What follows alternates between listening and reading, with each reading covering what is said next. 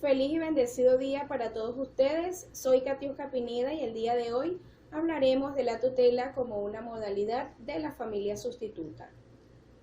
La tutela es una modalidad de la familia sustituta, por lo que se considera como una institución jurídica sustitutiva de la patria potestad o familia sustituta, cuyo objeto es el cuidado, la protección y la representación de los menores no emancipados, quienes no tienen quien ejerza la patria potestad. La tutela está fundamentada en el artículo 394 y 32 de la Ley Orgánica para la Protección del Niño, Niña y Adolescente, así como también en el Código Civil, quien le dedica todo un título, desde el artículo 301 hasta el artículo 381.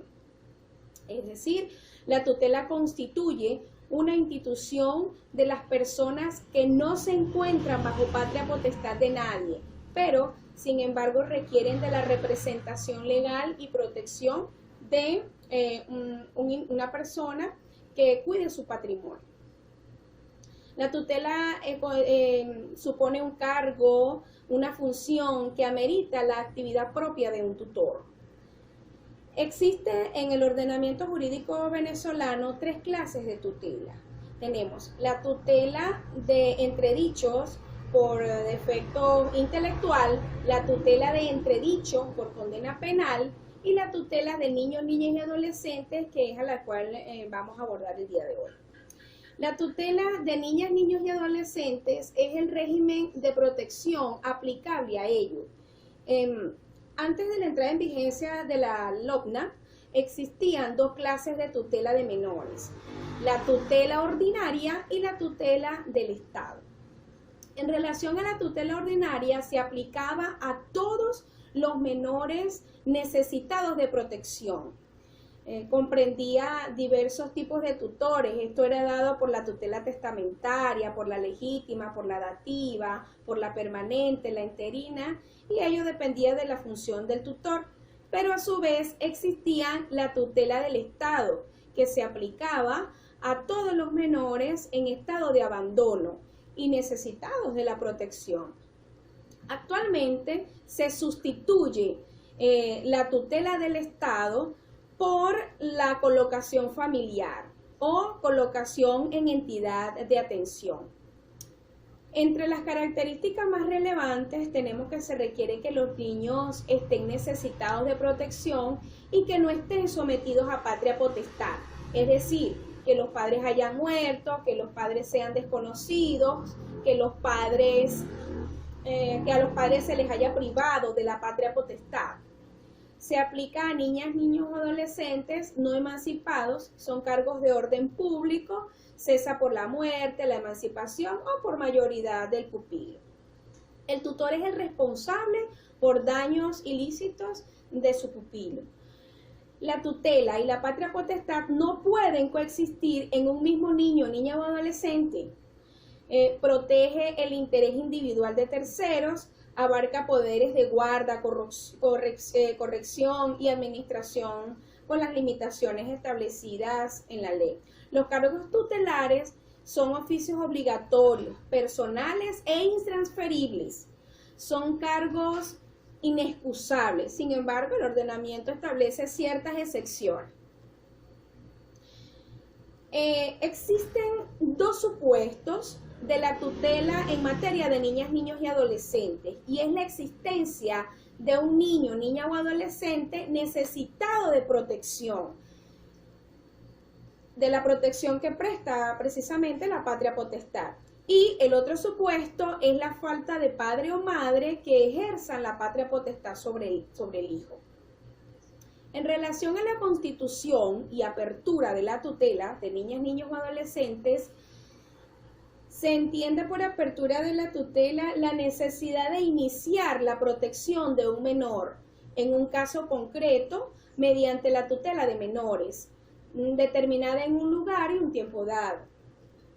Esta constitución y apertura surge por la necesidad de iniciar la debida protección de niñas, niños o adolescentes cuando se manifiestan los supuestos que ya mencioné anteriormente, de necesidad requerida, y se anuncia sin la declaración judicial.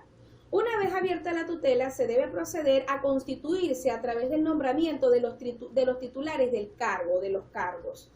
Es preciso acotar que la constitución de la tutela tiene varias fases. La fase inicial, en la cual se ordena la tutela, la fase en que se designan los titulares de los cargos, la fase de la asunción de los cargos y sus titulares, la fase del cumplimiento de formalidades legales del tutor para entrar en el ejercicio de las funciones como tal. Y por supuesto, la fase de control judicial. Veamos. En relación a la fase inicial, la ley determina la obligación de informar al juez sobre la apertura de la tutela, función que recae en el funcionario que reciba la declaración sobre la muerte de la persona que haya dejado hijos menores de edad sin representante legal. Debe informar al juez, esto conforme al artículo 301 del Código Civil, pero el tutor nombrado también por parte del padre y la madre, los parientes dentro del cuarto grado de consanguinidad, al tener conocimiento de un hecho que dé lugar a la apertura de la tutela, debe informarse al juez, esto conforme al artículo 302 del Código Civil. El juez de oficio puede averiguar sobre la apertura de la tutela y obtener las pruebas para proceder a constituirla mediante un auto expreso. Ahora bien, en relación a las fases de la designación de los titulares de los cargos, se tiene que para ocupar los cargos tutelares, las personas designadas no deben ser consideradas inhábiles, conforme a la ley, por no tener idoneidad mínima para ejercer el cargo. En la legislación venezolana hay supuestos de inhabilidad absoluta y de inhabilidad relativa. Los de inhabilidad relativa están constituidos en el artículo 339, específicamente en los ordinales 6, 7 y 9.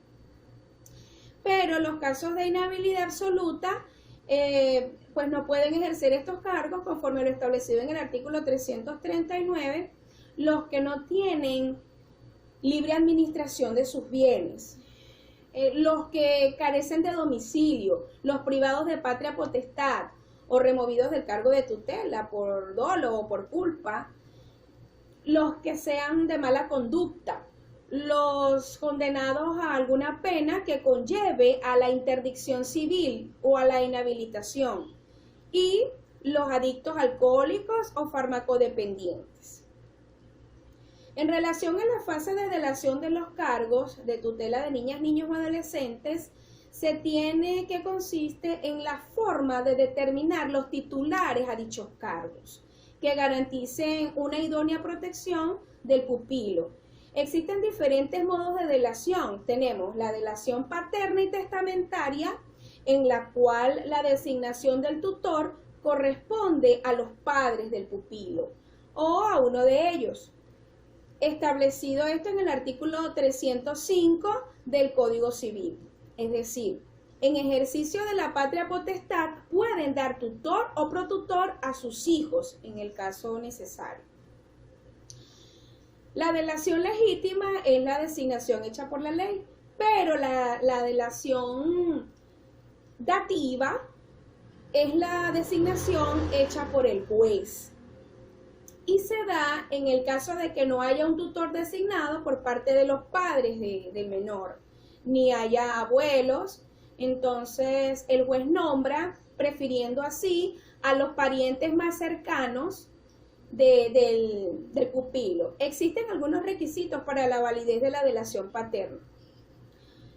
Que el nombramiento haya sido por parte del padre o la madre, en ejercicio pleno de la patria potestad. Que para el momento de la apertura los padres estén en ejercicio de la patria potestad o que hubiesen perdido su ejercicio por ausencia, por demencia, que la designación haya sido hecha por escritura pública o testamentaria. En relación a la delación de los cargos del Consejo de Tutela, Si los padres han designado en su testamento o por escritura pública las personas para constituir el consejo de tutela, el juez hará su constitución con 4 de ellos y cuando fallen o estén impedidas, escogerá entre las otras. Puede apreciarse que esta delación es paterna porque los padres son los que llevan, los que llaman a integrar ese consejo de tutela. Pero también es dativa. ¿Por qué? Porque el juez es quien en definitiva los designa. ¿Cómo debe proceder el juez en cuanto a que los padres, cuando los padres no lo hayan nombrado? O si estos no asisten a la constitución del consejo de tutela. Bueno, el juez nombra 4 parientes más cercanos del menor, presentes en el lugar, cuyo parentesco sea hasta por el 3er grado de consanguinidad. Pero, si por cualquier causa no pueden constituirse con estos parientes, el juez los designa libremente con los demás parientes del pupilo, del menor. Y a falta de estos, le constituirá con amigos o personas relacionadas a la familia del pupilo. Finalmente, las formalidades previas al ejercicio de la tutela. Que el pupilo tenga un protutor. ¿Y qué es el protutor? Bueno, es la persona que tiene la función de vigilar la conducta del tutor y poner en conocimiento del tribunal cuando crea que pueda ser dañoso al pupilo en su educación, en cuanto a su protección o intereses. Es muy importante la figura del protutor. Que se forme y consigne el inventario de los bienes del pupilo. Que se aseguren las resultas de la administración del tutor y que se designe el cargo del tutor. Ahora bien, esta formación del inventario de los bienes del pupilo lo hará el tutor, el protutor, conjuntamente con el consejo de tutela, sin necesidad de la presencia del juez. Pero si hay bienes a los cuales haya que inventariar y estén situados en diferentes lugares, el tribunal debe dar una comisión al juez local para que se constituya lo que se llama un consejo auxiliar y éste reciba y envíe, conforme al 358 del Código Civil, este inventario ya pues formado. Este inventario debe hacerse dentro de los 10 días siguientes de estar en conocimiento y concluirse a los 30 días. Es decir, el discernimiento de la tutela es un acto judicial. Consiste en autorizar al tutor para entrar en el ejercicio del cargo como tal y también el instrumento o documento en el cual consta dicha autorización. Es preciso acotar que no es necesario, cuando el tutor es la abuela o el abuelo, el discernimiento de dicha designación. Este discernimiento debe ser protocolizado en el lugar de la apertura de la tutela, dentro de los 15 días siguientes. Ahora bien, veamos qué establece el ordenamiento jurídico venezolano en cuanto a lo que es la tutela interina, los atributos del tutor, la representación y administración de los bienes del pupilo, y veamos también cuáles son esos atributos del consejo de tutela y cómo cesa la misma. Veamos.